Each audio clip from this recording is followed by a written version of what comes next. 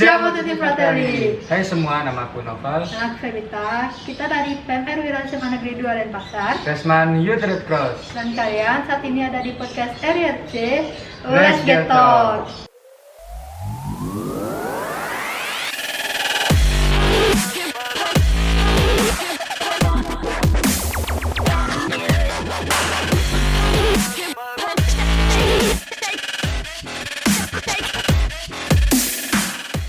Nah, bagaimana nih kabar sahabat PMI semuanya? Yang lagi di rumah, yang lagi kulon, yang lagi daring, semoga baik-baik saja ya.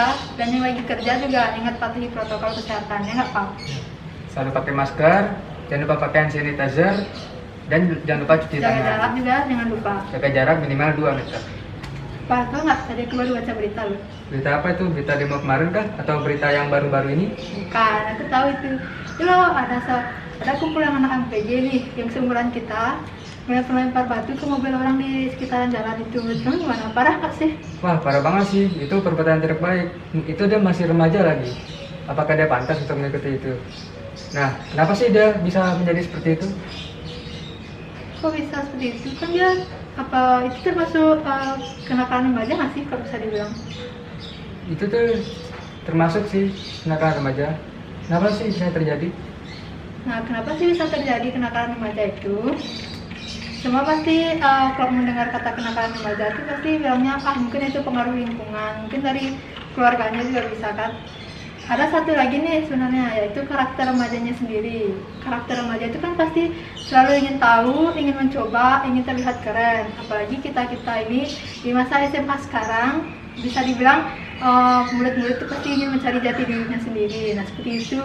Kita ingin mencoba di lingkungan baru yang di luar dari lingkungan kita itu. Contohnya ikut-ikutan merokok gitu. Ada yang lain nggak sih, Pak?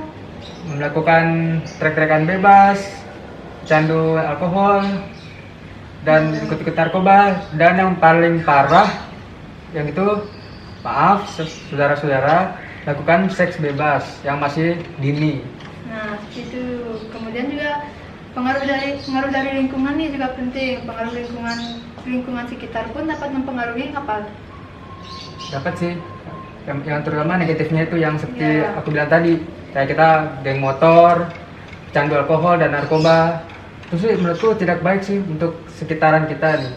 Ya, terutama juga apalagi jika karakternya itu yang memang ingin selalu bebas, mungkin mereka bakal gampang terpengaruh ya nggak, Pak? Iya.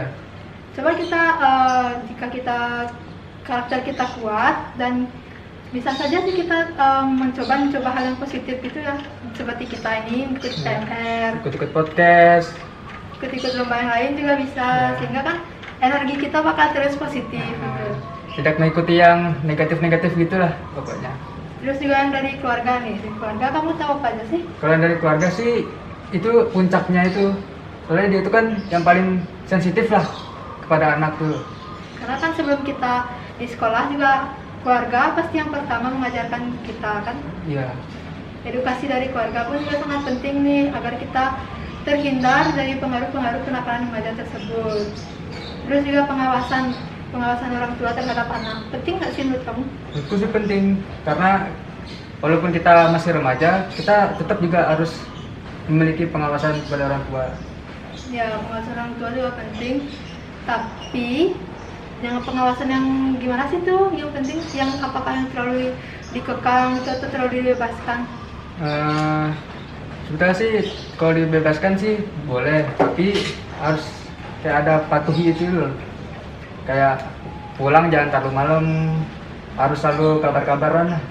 Ya, harus selalu mengabari orang tua dimanapun kita berada kan, supaya orang tua juga tidak was-was, wah anaknya di mana sih ini kok nggak pulang-pulang. Gimana sih nggak pulang-pulang?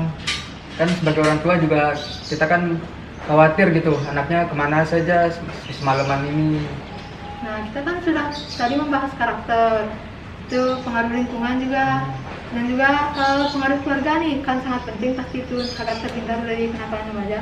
Ada nggak sih kiat-kiat supaya kita terhindar? Nah, gimana sih cara kita bisa terhindar dari kenakalan remaja? Nah, yang pertama itu menjaga komunikasi dengan orang tua. komunikasi dengan orang tua itu sangat penting. Seperti tadi, kita harus selalu mengabari orang tua dimanapun kita berada, ya apa? Ya, walaupun kita dikasih kebebasan, tetap juga kita harus Mengabari dan bertanggung jawab atas kebebasan tersebut.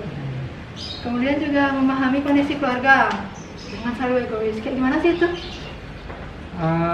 Walaupun kita mau kaya mau miskin, kita ginilah pokoknya harus Memahami kondisi ekonomi orang tua, ya.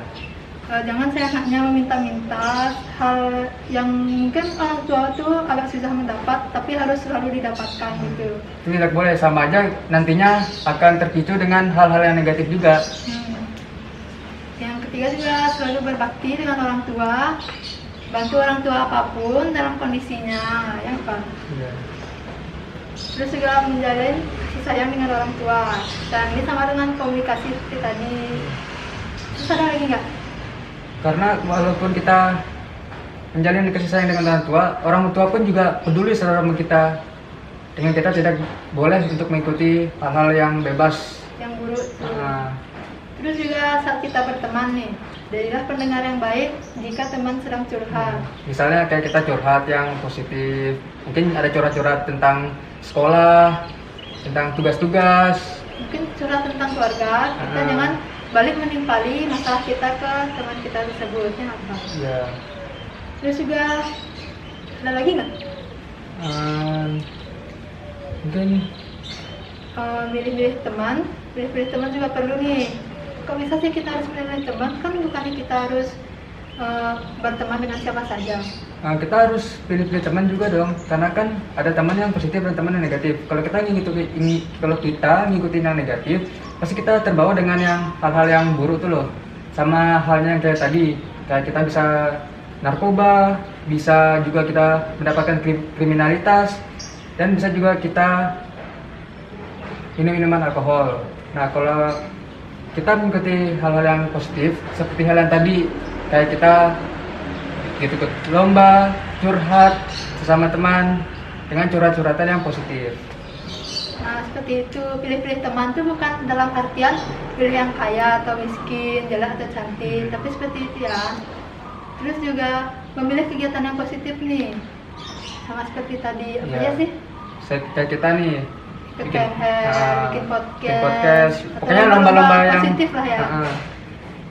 Terus juga memfilter informasi. Nah, di zaman serba online ini kan pasti banyak nih hoax-hoax yang bertebaran. Kita harus memilah-milah informasi yang mana sih yang patut kita kembangkan supaya tidak terkena hoaxnya berita tersebut.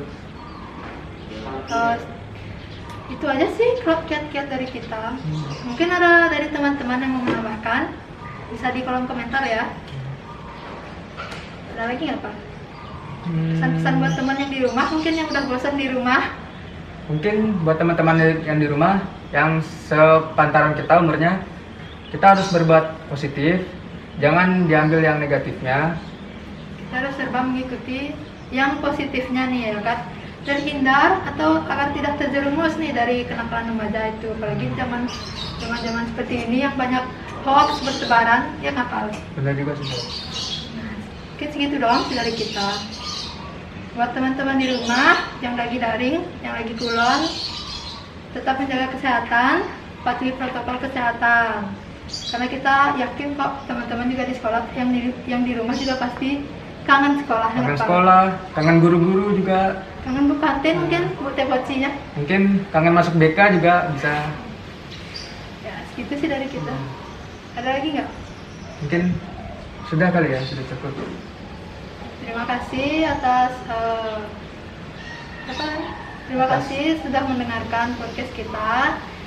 Ingat, jangan mengikuti hal-hal yang negatif. Selalu ikuti yang positif. Lomba ke podcast atau apa. Ingat, mungkin segitu dari kami. Kami mohon maaf apabila ada kesalahan kata. Kami tutup dengan Siamo tutti fratelli.